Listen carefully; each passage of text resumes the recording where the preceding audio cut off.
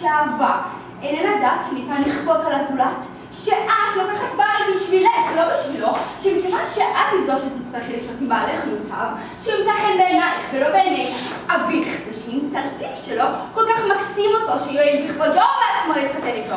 כתוב כבדי את אביך ואת אמך, ולא פתחי את פיך וגלילי ואת ליבך.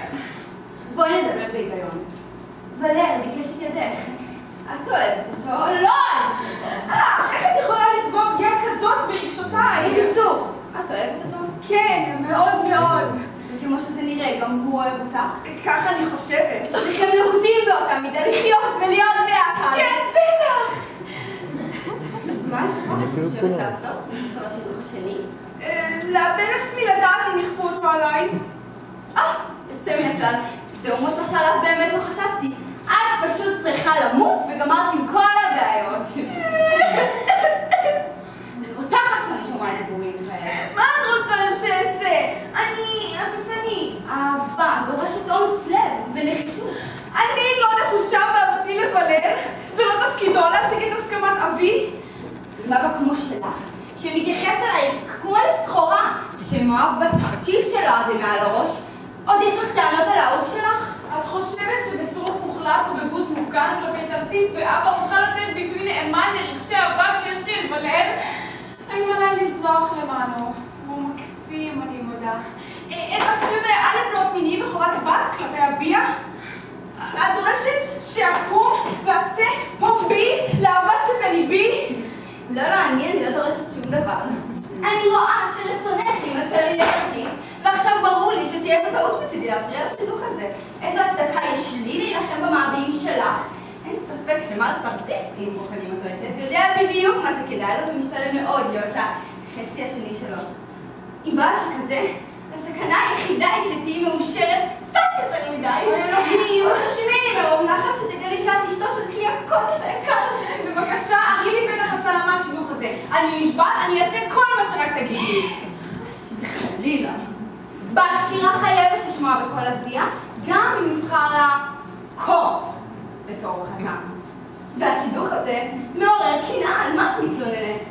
הוא ייקח אותך במרכבה על העיירה שלו, יעשו לך קבלת פנים יבחרו את המוכתר הפעם בנקודה המוכתרים, שיושיבו אותך כבוד בכיסא נוח בכלל, יאכלו פסטיבל ומרדורים שני כלי זמר כפריים, ולהקה דרמטית תציג לך הצגה עם טייש מעולף. בתנאי שבעלך הוא יכולת להרוג אותי, עושה יותר טוב דרך להציל אותי. תהיו דורין, בבקשה ממך. שום דבר, תרטיב פה האיש שלך. לא תימדתי מזה. את יודעת שתמיד פתחתי בה, חזרי לי. לא! כאשר תרטפת, תתרטפי. אם יכפו עליי להקריב את עצמי על מזבח הנישואים האלה, אני אומרת לך, דורין, זה יהיה סופי.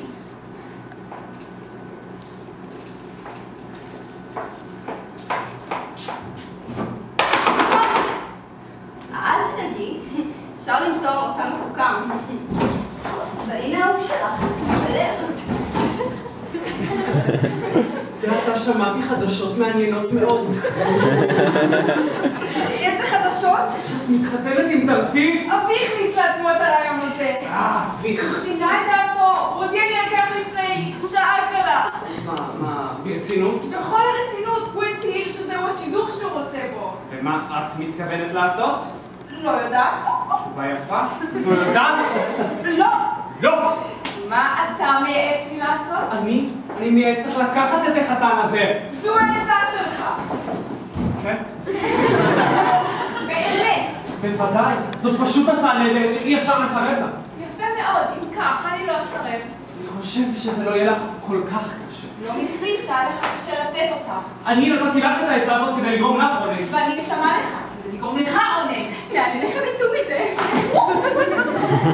אל תחפשי לך הצדקות למה שכן עוד אמרת. את כבר החלטת מה שהחלטת, ואת נכנסת בתירוץ טיפשי כדי להצדיק את הפרת ההבטחה שנתתי. נכון מאוד, ניסוח מצוין. אני ספק. ועכשיו ברור לי שאף פעם לא אהבת אותי ממש.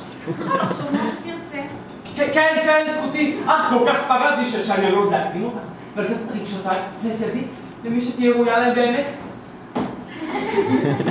אני לא אהיה מופתעת אם תקדים אותי.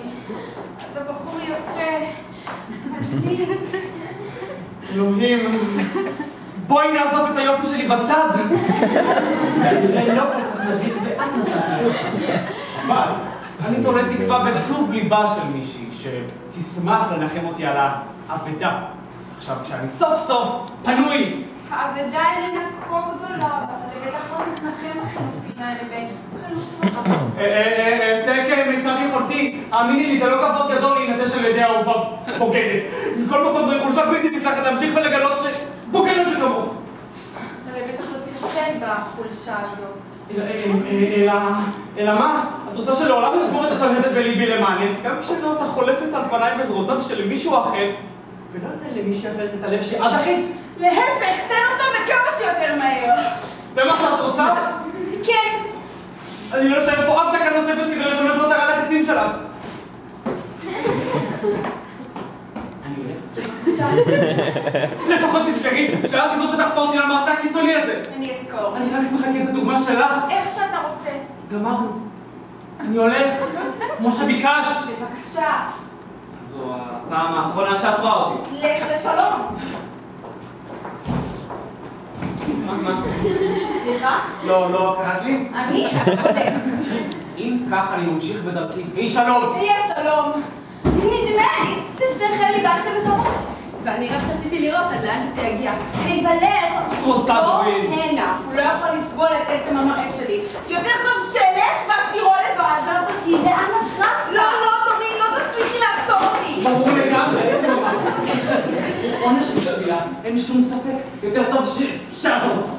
שוב פעם, ייקח אותי השם אם אתן לכם. מספיק עם השטויות, שניכם לכאן מיד. את עושה. מה את מנסה לעשות? להוציא אתכם מזה ולהשלים ביניכם. אתה לגמרי השתגעת להתחיל בריב הזה? לא שמעת איך היא דיברה אליי? ואת לגמרי יצאת מדעתך. לצאת מהכלים עד כדי כך? לא ראית מה שקרה פה ואיך הוא התייחס אליי? למה הוא ייעץ לי את מה שהוא ייעץ? למה היא בכלל ביקשה איתך בנושא? שניכם משוגעים. קדימה, תנו לי יד. שניכם, קדימה, תנו יד. תן יד, קדימה.